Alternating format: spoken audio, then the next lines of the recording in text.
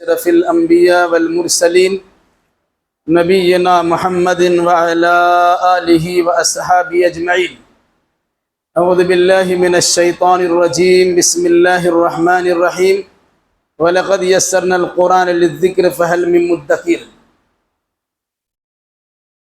سبحانك لا علم لنا إلا ما علمتنا إنك أنت العليم الحكيم۔ رب اشرح لي صدري ويسر لي أمري واحلل عقدة من لساني يفقهوا قولي رب زدني علما۔ سب سے پہلے ہم اللہ تبارک و تعالیٰ کا شکر ادا کرتے ہیں کہ اللہ نے ہمیں انسان بنایا، اشرف المخلوقات بنایا، اللہ کے نبی محمد رسول اللہ صلی اللہ علیہ وسلم کی امت میں بنا کر خیر امت بنایا، اور ساتھ ساتھ خیریت کے کاموں کے انجام دینے کی توفیق بھی مرحمت فرمائی۔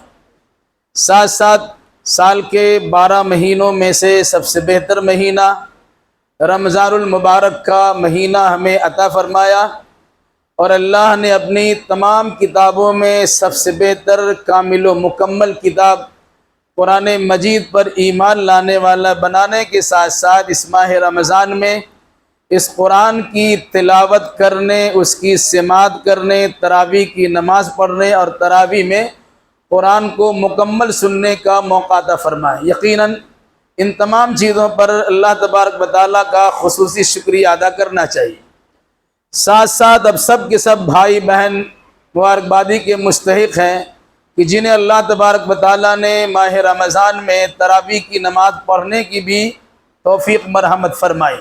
یقیناً بہت سے لوگ ہمارے بھائی بہن ایسے ہیں کہ جن کو موقع نہیں مل سکا اور جن کے پاس وسائل نہیں ہو سکے، جنہیں توفیق نہیں مل سکی، اور وہ رمضان یوں ہی گزار دیے اور یوں ہی گزار رہے ہیں۔ یقیناً رمضان سے قرآن کا زبردست رشتہ ہے، اسی وجہ سے پوری دنیا میں رمضان کی آمد پر مسلمانوں کا قرآن مقدس سے جذباتی لگا ہو جاتا ہے، اور نتیجے کے طور پر قرآن پڑھنا، قرآن سننا، قرآن کی سماعت کرنا اپنے لیے انسان باعث صد افتخار سمجھتا ہے۔ آج اسی کا نتیجہ ہے کہ عام دنوں میں فرض نمازوں کی اتنی پابندی نہیں ہوتی جتنی کہ ایک نفل اور سنت تراویح کی نماز کی پابندی ہم مسلمان کرتے ہیں۔ حالانکہ ہماری ذمہ داری ہے کہ ہم نفل کے ساتھ ساتھ، سنت کے ساتھ ساتھ بطور خاص فرض نمازوں کی سال بھر پابندی کریں۔ اللہ تعالیٰ اس کی توفیق مرحمت فرمائے۔ یہ قرآن جو ہمارے پاس موجود ہے، الحمدللہ یہ بات کئی بار آپ کے سامنے آ چکی ہوگی، یہ نقل ہے، اصل نہیں ہے۔ نقل کا معنی نقلی اور جعلی نہیں، یہ نقل کیا ہوا، نوٹ کیا ہوا ہے۔ لوح محفوظ میں پورا کا پورا قرآن وہی موجود ہے، وہاں سے اللہ تبارک و تعالیٰ نے فرشتوں کو نوٹ کرنے کا حکم دیا، پورا قرآن وہاں سے نوٹ کر کے، لکھ کر کے اللہ کے حکم سے رمضان کے مہینے کے کسی شب قدر، کسی ایک رات میں جو قدر والی ہے، پورا قرآن لوح محفوظ سے اتار کر آسمان دنیا کے بیت العزت پہ رکھ دیا۔ پھر اس بیت العزت سے تھوڑا تھوڑا کر کے 23 سال کی مدت میں پورا قرآن اللہ کے نبی محمد الرسول اللہ صلی اللہ علیہ وسلم کو عطا کر دیا گیا۔ پھر رسول اکرم صلی اللہ علیہ وسلم نے اس قرآن کو جیسے جیسے اترتا تھا ویسے ویسے خود بھی یاد کرتے تھے، اور صحابہ کرام کو 2 طریقے سے یاد کروایا کرتے تھے اور محفوظ کروایا کرتے تھے۔ ایک تو یہ ہے کہ حافظوں کی جماعت تیار کر دیا، اور دوسری صورت یہ تھی کہ باضابطہ کاتبین وہی قرآن کی آیتوں کے لکھنے والوں کی ایک جماعت تیار کر دی، تاکہ کسی قسم کا خدشہ باقی نہ رہے۔ قرآن لکھا ہوئی موجود ہے اور قرآن حافظ قرآن کی شکل بھی موجود ہے۔ پھر صدیق اکبر کا جب زمانہ آیا، جنگ موتا کے موقع پر بہت سارے صحابہ کرام کو جو حفاظ کرام تھے انہیں لوگوں نے تہہ تیگ کر دیا، جان سے مار دیا۔ تو اس پر صحابہ کرام کا باہم مشورہ ہوا کہ اس طرح اگر حافظ قرآن دنیا سے چلے آئیں گے تو قرآن بھی مٹ جائے گا۔ تو صدیق اکبر نے صحابہ کرام کے باہم مشورے سے اسی قرآن کے نسخوں کو، جنہیں پتھیوں پر، ہڈیوں پر، جھلیوں پر اور کسی چمڑیوں پر جو لکھ کے رکھا گیا تھا اللہ کے نبی کے زمانے میں، اسے حافظ قرآن کی مدد سے باضابطہ ترتیب بار بسم اللہ کے بعد شروع کر کے والناس کے نون پر ختم کروایا۔ یہ دو طریقے رکھے گئے، ایک یاد کرنے کا طریقہ تھا، ایک لکھنے کا طریقہ تھا۔ الحمدللہ وہ قرآن آج ہمارے پاس دونوں شکل میں ہو بہو اسی انداز سے موجود ہے جس طرح اللہ کے نبی صلی اللہ علیہ وسلم کے زمانے میں موجود تھا۔ ہاں، لکھائی کے اعتبار سے، کتابت کے اعتبار سے اس میں تبدیلی اس طرح سے آئی ہے کہ بڑے اچھے انداز میں اسے چھاپ دیا گیا، کتابی شکل میں مستقل آپ کے پاس وہ چیز آ گئی ہے۔ اس طرح وہاں نہیں تھا، صدیق اکبر نے اپنے دور کے اعتبار سے جمع کروا دیا۔ پھر حضرت عثمان کا زمان آیا تو اس میں 7 طرح سے قرآن پڑھا جاتا تھا، ان تمام قراتوں کو چھانٹ کر کے ایک قرات پر سب کو جمع کر دیا گیا اور لکھنے کی ایک شکل ہمیں دے دی گئی۔ آج پوری دنیا میں اسی انداز سے قرآن لکھا جاتا ہے اور کہلی کو اسی انداز سے پڑھا جاتا ہے۔ اللہ کی کچھ قراء ہوتے ہیں جنہیں قراء سبع کہتے ہیں، 7 طریقے سے جن کو قرآن پڑھنے کا علم ہے، وہ الگ سے پڑھتے ہیں، لیکن باضابطہ عوام و خواص کے لیے یہ قرآن ہمارے سامنے موجود ہے، جو پوری دنیا میں اسی طرح موجود ہے۔ اس قرآن کو اللہ تبارک و تعالیٰ نے دیا، رمضان آپ کو دیا، قرآن آپ کو دیا، ہمیں دیا، پوری دنیا والوں کے لیے دیا۔ آپ کو معلوم ہونا چاہیے اس سے پہلے جتنی کتابیں نازل ہوئی تھی وہ تمام کتابیں یا تو کسی قوم کے لیے، کسی علاقے کے لیے، کسی وقت کے لیے، کسی خاص زمانے کے لیے تھی، لیکن قرآن مقدس سے متعلق اللہ تبارک و تعالیٰ کا یہ اعلان ہے کہ کسی خاص خطے کے لیے نہیں، کسی خاص قوم کے لیے نہیں، کسی خاص زمانے کے لیے نہیں اور کسی خاص مکان کے لیے نہیں۔ عموم زمانی بھی ہے، عموم مکانی بھی ہے، عموم بشری بھی ہے اور عموم جنی بھی ہے۔ عام جنات کے لیے قرآن ہدایت ہے، عام انسان کے لیے قرآن ہدایت ہے۔ اللہ کے نبی صلی اللہ علیہ وسلم کے زمانے سے لے کے قیامت تک کے لیے ہدایت ہے۔ تو مکان بھی کوئی خاص نہیں، زمانہ بھی کوئی خاص نہیں، صرف انسان میں سے مخصوص لوگ نہیں، جنات میں سے مخصوص جنات نہیں، بلکہ سارے انسان اور سارے جنات کی رشد و ہدایت کے لیے اللہ تبارک و تعالیٰ نے یہ قرآن عطا کیا، اور ساتھ میں بار بار یہ فرمایا وَلَقَدْ يَسَّرْنَا الْقُرْآنَ لِلذِّكْرِ فَهَلْ مِن مُدَّكِرٍ، کہ ہم نے قرآن کو عبرت و نصیحت کے لیے آسان بنا دیا ہے کوئی عبرت و نصیحت حاصل کرنے والا؟ ہم نے قرآن 18-19 دنوں میں پڑھ لیا، ہم نے سن بھی لیا۔ اللہ تبارک و تعالیٰ نے اختیار دیا تو لوگ 3 دن میں پڑھ بھی لیتے ہیں، 10 دن میں ختم کر لیتے ہیں، 15 دن میں ختم کرتے ہیں۔ لیکن یاد رکھیے گا، قرآن بسم اللہ کے بعد شروع ہو کے والناس پہ ختم تو ضرور ہوتا ہے، لیکن قرآن ختم نہیں ہوتا ہے۔ یہی وجہ ہے کہ انسان جب ختم کرتا ہے پھر شروع کرتا ہے، ختم کرتا ہے پھر شروع کرتا ہے، ختم کرتا ہے پھر شروع کرتا ہے، تو یہ بار بار سلسلہ جاری و ساری رہتا ہے۔ اللہ کہ کچھ لوگوں کا حال یہ ہے کہ وہ صرف قرآن کی مخصوص صورتوں کو سال بھر پڑھتے رہتے ہیں، ایک مرتبہ پورے سال میں قرآن مقدس کو ختم کرنے کا موقع نہیں ملتا۔ قرآن میں 30 پارے اسی لیے رکھے گئے کہ روزانہ 1 پارہ کی تلاوت کیجیے گا تو 1 مہینے میں قرآن ختم ہو جائے گا۔ قرآن میں 7 منزلیں رکھی گئی ہیں۔ صحابہ کرام کا طریقہ یہ بھی تھا کہ وہ 7 دنوں میں قرآن ختم کیا کرتے تھے۔ بعض صحابہ نے اللہ کے نبی صلی اللہ علیہ وسلم سے کہا یا رسول اللہ اس سے زیادہ بھی ہمیں پڑھنے کی طاقت ہے، تو اللہ کے نبی صلی اللہ علیہ وسلم نے کہا کہ تم 3 دن میں قرآن ختم کر لیا کرو۔ پھر بعض صحابہ نے کہا یا رسول اللہ اس سے بھی کم دنوں میں قرآن ختم کر سکتے ہیں، تو آپ نے کیا فرمایا؟ وہ انسان قرآن کچھ سمجھے گا ہی نہیں جو 3 دن سے کم میں قرآن ختم کرے گا۔ اس کا مطلب ہے 3 دنوں میں قرآن ختم ہو سکتا ہے۔ تو ختم کرنے کرانے کا معاملہ تو یہ ہوا، لیکن ہم صرف قرآن ختم کرنے پر اکتفا نہ کریں۔ اگر ہمیں اللہ تبارک و تعالیٰ کی توفیق ملی، ہم نے بسم اللہ کے بعد شروع کر کے ناس کے سین پہ ختم کیا تلاوت کے اعتبار سے، تو کبھی اللہ تبارک و تعالیٰ سے یہ توفیق بھی مانگنی چاہیے کہ اللہ ہمیں یہ توفیق عطا فرما کہ بسم اللہ کے بعد ہم شروع کریں اور ناس پہ ختم کریں، ترجمے کی مدد کے ساتھ اور تفسیر کی رعایت کرتے ہوئے۔ یقیناً پتہ چلے گا کہ اگر قرآن کے پڑھنے سے پہلے ہم پڑھتے ہیں اعوذ باللہ من الشیطان الرجیم، کبھی آپ نے غور کیا؟ شیطان مردود سے میں اللہ کی پناہ چاہتا ہوں۔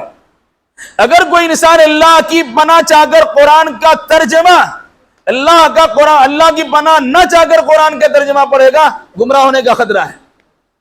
شیطان ہمہ وقت ہر انسان کو ہر ایک اعتبار سے گمراہ کرنے کی کوشش کرتا ہے۔ کسی کو قرآن پڑھا کے گمراہ کر دیتا ہے، کسی کو حدیث بڑھا کے گمراہ کر دیتا ہے، کسی کو قرآن حدیث سے دور کر کے قرآن گمراہ کر دیتا ہے۔ تو قرآن پڑھ کے گمراہ نہ ہونے پائے اس کے لیے اللہ تبارک و تعالیٰ سے دعا کرتے ہیں، اعوذ باللہ من الشیطان الرجیم، شیطان مردود سے اللہ کی پناہ۔ جو انسان اللہ کی پناہ میں چلا جائے گا شیطان اسے گمراہ نہیں کر سکتا۔ پھر اس کے بعد کہتے ہیں بسم اللہ الرحمن الرحیم۔ مفہوم کیا ہوا؟ اللہ رحمان و رحیم کے نام کی مدد سے میں قرآن پڑھنا شروع کرتا ہوں بااستعانت کے لیے۔ یعنی اب قرآن پڑھ بھی رہے ہیں، شیطان سے بچنے کی کوشش بھی کر رہے ہیں۔ اب اگر اللہ تبارک و تعالیٰ کا تعاون نہیں رہے گا، اللہ کی مدد شامل حال نہیں رہے گی، تو پڑھنے کے بعد بھی ہم قرآن سے فائدہ نہیں اٹھا سکتے ہیں۔ اس مناسبت سے کہا گیا بسم اللہ الرحمن الرحیم پڑھیے۔ اللہ عام رحم والا، اللہ کمال رحم والا،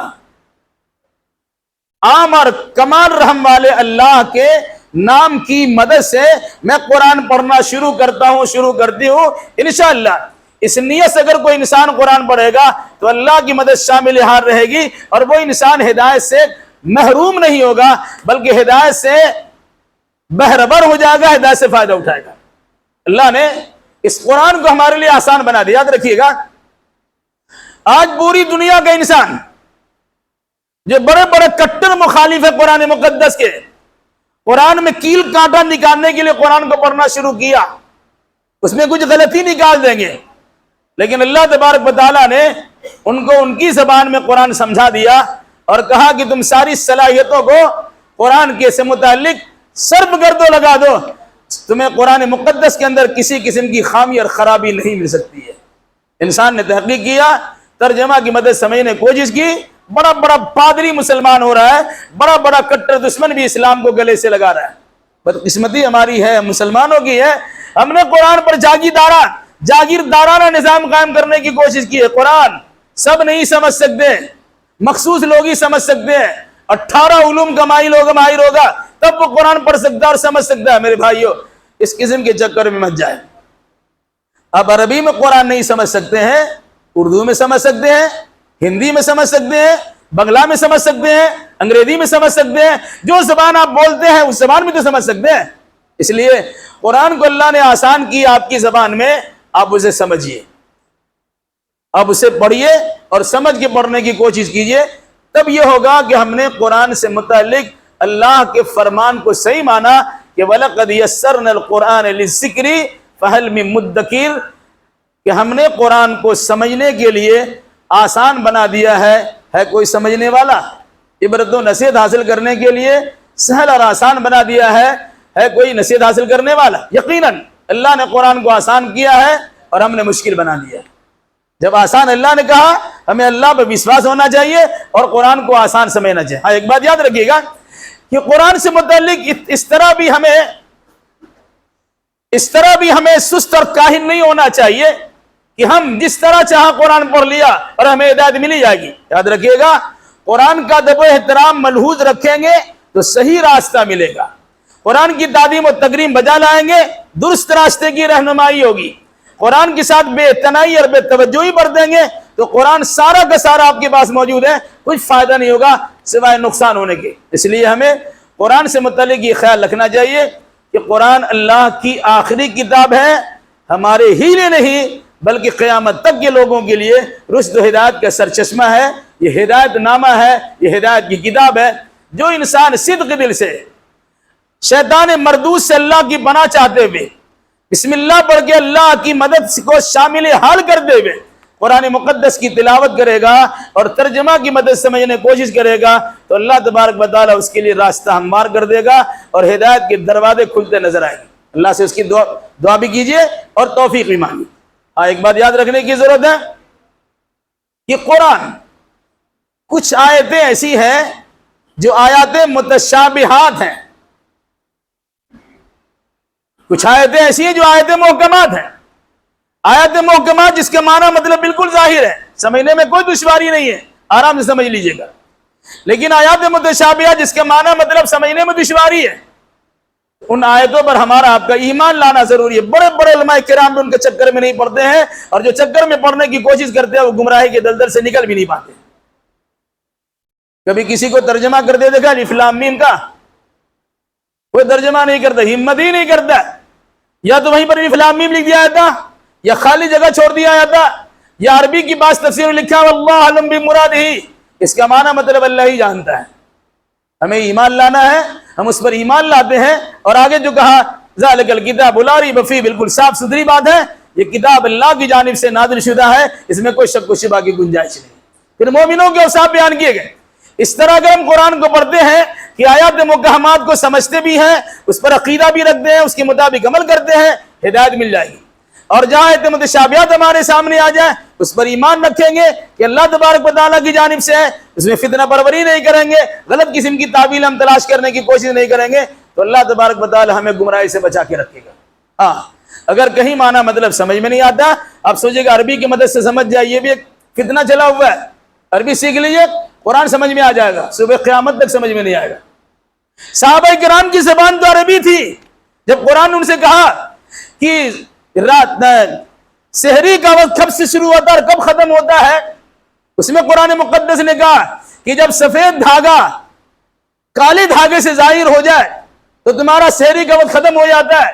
ایک صحابی رسول، عربی جاننے والے صحابی رسول ہیں، انہوں نے دو دھاگا اپنے پاس رکھا، ایک کالا دھاگا بھی رکھا، ایک سادہ دھاگا رکھا، سرانے میں اڑ کے دیکھ رہے ہیں کہ کالا کالا ہے، سادہ سادہ ہوتا ہے کہ نہیں ہوتا ہے؟ رات میں تو سب کالا ہی ہے، سادہ کالا سب برابر ہے۔ جب سورج کی شعاع باہر نکلی یا صبح کو نمودار ہوئی تو پتا چلا یہ سادہ ہی ہے اور کالا ہی ہے، اس وقت وہ سحری کھاتے رہے۔ یہ ہے قرآن۔ کیا مطلب ہوا؟ اگر اللہ کے نبی صلی اللہ علیہ وسلم کی حدیث کو چھوڑ کر قرآن مقدس کو سمجھنا چاہیں گے، نہیں سمجھ سکتے، وہ ظاہری معنی مراد لیں گے، رات دن کھاتے رہ جائیں گے، روزہ آپ کا ہوگا کہ نہیں ہوگا آپ سمجھ لیجیے۔ اس لیے اگر کوئی پٹی پڑھا دیتا ہے کہ عربی پڑھ لو گے تو قرآن سمجھ میں آ جائے گا، کبھی سمجھ میں نہیں آئے گا، کیونکہ اہل عرب کو قرآن سمجھ میں نہیں آیا جب تک اللہ کے نبی صلی اللہ علیہ وسلم کی سنت کو فالو نہیں کیا، جب تک اللہ کے نبی صلی اللہ علیہ وسلم کی حدیث کو خاص خیال نہیں رکھا۔ اس لیے ہمیں حدیث و قرآن کی روشنی میں قرآن کو سمجھنے کی کوشش کرنی چاہیے۔ اگر نہیں کہیں سمجھ میں آتا ہے، علماء کرام سے رابطہ قائم کیجئے، جس پر آپ کا جی بھرتا ہے، طبیعت بھرتی ہے، ان سے رابطہ کیجئے اور ان سے معلومات کیجئے۔ قرآن کو صاحب قرآن کے ذریعے سے، قرآن کو قرآن کے عالم کے ذریعے سے سمجھنے کی کوشش کیجئے گا، انشاءاللہ ہدایت ملے گی اور گمراہی سے دور رہیں گے۔ چونکہ قرآن کو اللہ نے اسی لیے نازل کیا ہے، اس لیے ہمارا جذباتی لگاؤ قرآن کے ساتھ ہونا چاہیے، پڑھنے پڑھانے کا ماحول ہونا چاہیے، لیکن سمجھنے سمجھانے کا ماحول بھی بنانا چاہیے۔ اپنے گھر میں قرآن کا نظام قائم کیجئے، گھر والوں کو پڑھائیے اور قرآن پڑھنے پڑھانے کی کوشش کیجئے۔ اللہ ہمیں اور جملہ مسلمانوں کو قرآن کی عظمت کو سمجھ کر اس کے مطابق عمل پیرا ہونے کی توفیق دے، اور ساتھ ساتھ جس طرح قرآن مجید ہے، بزرگی والا قرآن ہے، ہم مسلمانوں کو بھی مجید بزرگی اور شرافت والا بنا دے، رفت و بلندی والا بنا دے، ہر کسی کی ذلت و خواری سے نکال دے۔ اس طرح کی دعا بھی ہونی چاہیے، لیکن دعا کے ساتھ ساتھ دوا بھی ہونا چاہیے۔ اللہ ہمیں توفیق مرحمت فرمائے۔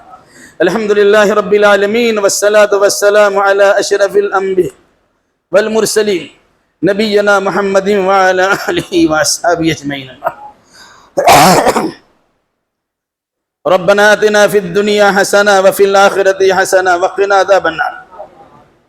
ربنا ظلمنا انفسنا وإن لم تغفر لنا وترحمنا لنكونن من الخاسرین۔ ربنا افرغ علينا صبرا وثبت اقدامنا فانصرنا على القوم الكافرين۔ ربنا لا تؤاخذنا ان نسينا او اخطانا، ربنا ولا تحمل علينا اسرا كما حملته على الذين من قبلنا، ربنا ولا تحملنا ما لا طاقة لنا به، واعف عنا واغفر لنا وارحمنا انت مولانا فانصرنا على القوم الكافرين۔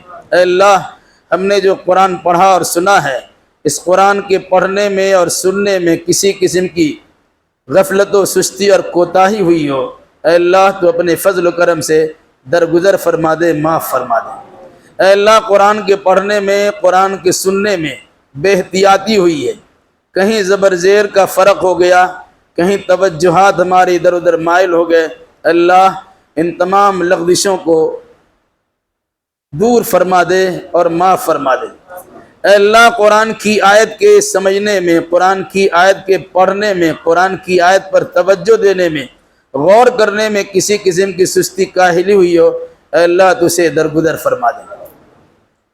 اے اللہ اس قرآن کے ذریعے سے ہمیں ہدایت عطا فرما دے، اے اللہ اس قرآن کے ذریعے سے ہمیں برکت عطا فرما دے، اے اللہ اس قرآن کے ذریعے سے ہمیں رحمت عطا فرما دے، اے اللہ اس قرآن کے ذریعے سے ہماری مغفرت فرما دے، اے اللہ جو لوگ ہم میں بیمار انہیں شفاء کامل و عاجل عطا فرما دے، اے اللہ جو مقروض ہے انہیں قرضہ ادا کرنے کی سہولیات فراہم کر دے، اے اللہ جو ماخوذ و گرفتار ہے ان کے لیے رہائی کا اسباب پیدا کر دے، اے اللہ جو دینی دنیاوی اعتبار سے پریشان حال ہیں ان کی جملہ پریشانی کو دور فرما دے، اے اللہ جن جن لوگوں نے دعا کی درخواست کی ہے تو اپنے فضل و کرم سے ان تمام کے جائز مراد کو پوری فرما دے، ان کے مریضوں کو شفاء کلی عطا فرما دے، ان کے پریشان حال انسان کی پریشانی کو دور فرما دے، اے اللہ جو لوگ دعا کرنے کرانے کی تمنا رکھتے تھے لیکن پہنچ نہیں سکے، درخواست نہیں کر سکے، اللہ ان کے دل کا حال تو جانتا ہے، اللہ تو ان کی پریشانی کو بھی دور فرما دے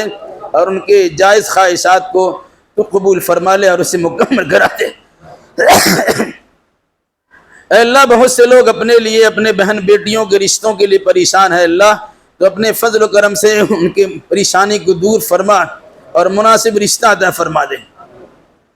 اے اللہ کچھ لوگ شادی کے بعد ازدواجی جھگڑے سے دوچار ہیں، اے اللہ تو اپنے فضل و کرم سے میاں بیوی کے آپس کے تعلقات سدھار دے اور ان کی بگڑی کو بنا دے۔ اے اللہ بہت سے لوگ شادی کے بعد بچے کی خواہش رکھتے ہیں، اللہ تو اپنے فضل و کرم سے ان کی تمنا برلا پوری کر دے اور صاحب اولاد بنا دے۔ اے اللہ جو لوگ اپنے بچے اور بچیوں کی بے روی کی شکایت کرتے ہیں، اللہ تو ان کے لیے ان کی اولاد کو، ان کے بیٹے بیٹیوں کو ان کی آنکھوں کا ٹھنڈک بنا دے، ان کی دل کا سرور بنا دے، ان کی آنکھوں کا نور بنا دے۔ اے اللہ جن بچے اور بچیوں نے ایگزام دیا اور دے رہے ہیں، اے اللہ تو اپنے فضل و کرم سے انہیں اچھے نمبرات سے کامیابی عطا فرما دے۔ اے اللہ پوری دنیا میں امن و امان کی بحالی فرما دے۔ اے اللہ اسلام کی مخالفین کی جانب سے مسلمانوں کے خلاف مستقل کچھ نہ کچھ حربے استعمال ہوتے ہیں، اللہ تو اپنے فضل و کرم سے مسلمانوں کی حفاظت فرما۔ اے اللہ مسلمانوں کے اوقاف کی حفاظت فرما۔ اے اللہ مسلمانوں کے جوانوں، مردوں، عورتوں، بوڑھوں، بچوں ہر ایک کی حفاظت فرما دیں۔ اے اللہ حالات ایسے خراب ہوئے سفر کرنا دشوار ہو گیا، اے اللہ تو اپنے فضل و کرم سے دین کے داعیوں کو اور دین کے راستے میں نکلنے والے انسانوں کو اور تمام مسلمانوں کو اپنی حفظ و امان میں رکھ۔ اے اللہ ہر قسم کی آفات و بلیات سے محفوظ رکھ، اے اللہ ہر قسم کی پریشانی سے محفوظ رکھ، اے اللہ جو خوف و ہراس کا ماحول ہے اس کا خاتمہ کر دے، اے اللہ امن و امان کی بحالی فرما دے۔ اے اللہ مسلمانوں کی تعداد گرچہ بڑی ہے لیکن کم ہمتی پائی جاتی ہے، اللہ تو اپنے فضل و کرم سے ہمیں ہمت عطا فرما دے۔ اے اللہ دین پر ثابت قدم رکھ، اے اللہ دینی تعلیمات کو فروغ دینے کی توفیق عطا فرما۔ اے اللہ ہم میں سے ہر ایک کو دین کا داعی بنا دے، اے اللہ اپنے دین کا سپاہی بنا دے۔ اے اللہ ہمارے بچوں کو نیک راستہ دکھا دے، اے اللہ ہمارے جوانوں کو صحیح ڈگر پہ چلا دے، اے اللہ ہمارے بزرگوں کو صحیح راستے پہ چلنے کی توفیق عطا فرما دے۔ اے اللہ ہمارے خواتین، ہماری عورتوں اور ماں بہنوں کو بھی الٹی سیدھی حرکتوں سے بچائے رکھ، اے اللہ انہیں حربے کے طور پر استعمال کیا ہے تو اے اللہ انہیں صحیح سوجھ عطا فرما دے۔ اے اللہ غیر مسلموں کی طرف سے فتنہ سامانی کی صورت یہاں تک پیدا ہوئی کہ مسلم بچیوں سے دوستی کر کے، رشتہ داری قائم کر کے ان کو دین سے برگستہ کرنے کی ناپاک سازش ہوتی ہے، اللہ اس فتنہ ارتداد سے ہمارے بھائیوں کو، ہمارے بہنوں کو بچا لے۔ اے اللہ قرآنی تعلیمات کی روشنی میں ہم جملہ مسلمانوں کو صحیح دین پر عمل کرنے والا بنا دے۔ اے اللہ ہم نے جو قرآن پڑھا اور سنا ہے اس میں اگر کسی قسم کی لغزش کوتاہی ہوئی ہو، اے اللہ تو اسے درگزر فرما دے۔ اے اللہ جس جگہ قرآن کی تلاوت کی گئی ہے اللہ اسے قابل مبارکباد بنا دے، اے اللہ برکت کی جگہ بنا دے، اس جگہ کو ہمیشہ دین کی خدمت کرنے والی جگہ بنا دے۔ اے اللہ جس کی ذریعے سے یہ جگہ عطا ہوئی ہے ان تمام کو تو اپنے فضل و کرم کے دمری دریا میں نہانے کا ہمہ وقت موقع عطا فرما دے۔ اے اللہ جو دنیا سے جا چکے ہیں ان کی مغفرت فرما دے، اے اللہ ان کے حسنات کو قبول فرما دے، اے اللہ ان کی سیئات کو درگزر فرما دے، اے اللہ ان کی کوششوں کو قبول فرما لے، اے اللہ ان کی اولاد کو دین پہ صحیح قدم ثابت قدم رکھ، اے اللہ ان کی اولاد کو اور ان کے گھر والوں کو مستقل دین کی خدمت کرنے کی توفیق عطا فرما دے۔ اے اللہ جو بھائی بہن اس مجلس میں شریک ہوئے ہیں ان کو بھی معاف فرما دے، ہمیں بھی معاف فرما دے، ان کی اولاد کو معاف فرما دے، ہم سبوں کے ماں باپ کو معاف فرما دے، ہمارے رشتہ دار کو معاف فرما دے۔ ہمارے دوست احباب کو معاف فرما دے، اے اللہ ہمارے اساتذہ اکرام کی مغفرت فرما دے، اے اللہ جو لوگ یہاں شامل ہیں ان کی مغفرت فرما دے، جن جن لوگوں کا رشتہ ان لوگوں سے جڑا ہے اللہ ان تمام کی مغفرت فرما دے، اے اللہ اس قرآن مقدس کی عظمت کے پیش نظر ہم تمام کو عظیم انسان بنا دے، اے اللہ رفعت و بلندی عطا فرما دے، اے اللہ ہمیں ناکامی سے بچا لے، اے اللہ ہمیں ذلت و خواری سے بچا لے، اے اللہ ہمیں اونچا مقام عطا فرما دے، اے اللہ ہماری پریشانی کو دور فرما دے، اے اللہ اس قرآن کے ساتھ رشتہ جوڑنے اور اس کے ساتھ تمسک کرنے کی توفیق عطا فرما دے، اے اللہ جس طرح صحابہ کرام کو معمولی جماعت ہونے کے باوجود اس قرآن کے ذریعے سے بڑا مقام عطا فرمائے، اللہ ہم صحابہ کرام کے نقش قدم پر چلنے والے بن جائیں اور اس قرآن کی ترویج و اشاعت کرنے والے بن جائیں، اللہ یہ توفیق ہمیں عطا فرما دے، اے اللہ ہر سال ہم قرآن سنتے ہیں سناتے ہیں، اس قرآن کے معنی مطلب کو سمجھنے کی توفیق عطا فرما دے، اے اللہ تو نے اس قرآن کو سمجھنا آسان کیا ہے، اے اللہ پڑھنے کے لیے موقع بھی فراہم کر دے، سمجھنے کے لیے توفیق بھی مرحمت فرما دے، اے اللہ مسلمانوں کو قرآن سے رشتہ جڑوا دے، حدیث رسول سے رشتہ اور تعلقات پیدا کرا دے، اے اللہ ہم جملہ مسلمانوں کی پریشانی کو دور فرما دے، اے اللہ بہت سے لوگ رمضان کی آمد پر دعاؤں کی درخواست کرتے ہیں، اے اللہ ان تمام کی دعاؤں کو قبول فرما لے، اے اللہ پوری دنیا میں امن و امان کی بحالی فرما دے، اے اللہ مسلمانوں کی لاج رکھ لیں، اے اللہ ان کی ذلت و خواری سے نکال کر رفعت و بلندی کے مقام پر پہنچا دے، اے اللہ اس قرآن کا داعی بنا دے، اے اللہ قرآن کا مبلغ بنا دے، اے اللہ قرآن کا مدرس بنا دے، اے اللہ ہمارے دروس قرآن کو دعوت قرآن کو قبول فرما لے، اے اللہ اس پر عمل کرنے کی ہمیں بھی توفیق دے، ہمارے بھائی بہنوں کو بھی توفیق دے، ہمارے ماں باپ کو بھی توفیق دے، اے اللہ ہمارے رشتہ دار کو بھی توفیق دے، اے اللہ جس طرح رمضان میں تقوی و طہارت کا ماحول پیدا ہوا، اے اللہ اس تقوی و طہارت کے ماحول کو قائم و دائم رکھ، رمضان کے علاوہ بھی دیگر عبادات کو بجا لانے کی توفیق عطا فرما جن عبادتوں کو ہم نے رمضان میں کیا ہے، اے اللہ ہمارے روزہ قبول کر لے، اے اللہ ہماری نماز قبول کر لے، اے اللہ ہمارے صدقات قبول کر لے، اے اللہ ہماری زکوٰۃ قبول کر لے، اے اللہ ہماری ذکر و اذکار قبول کر لے، اے اللہ ہماری دعا مناجات کو قبول فرما لے، اے اللہ ہم نے جو قرآن پڑھا اسے قبول فرما لے، ہم نے جو قرآن سنا اسے قبول فرما لے، اور ہمیں قرآنی ماحول میں زندگی گزارنے کی توفیق عطا فرما۔ رب ارحمہما کما ربیانی صغیرا، رب جعلنی مقیم الصلاۃ ومن ذریتی ربنا وتقبل دعاء، ربنا اغفر لی ولوالدی وللمؤمنین یوم یقوم الحساب، ربنا تقبل منا انک انت السمیع العلیم وتب علینا انک انت التواب الرحیم، سبحان ربک رب العزۃ عما یصفون وسلام علی المرسلین والحمد للہ رب العالمین۔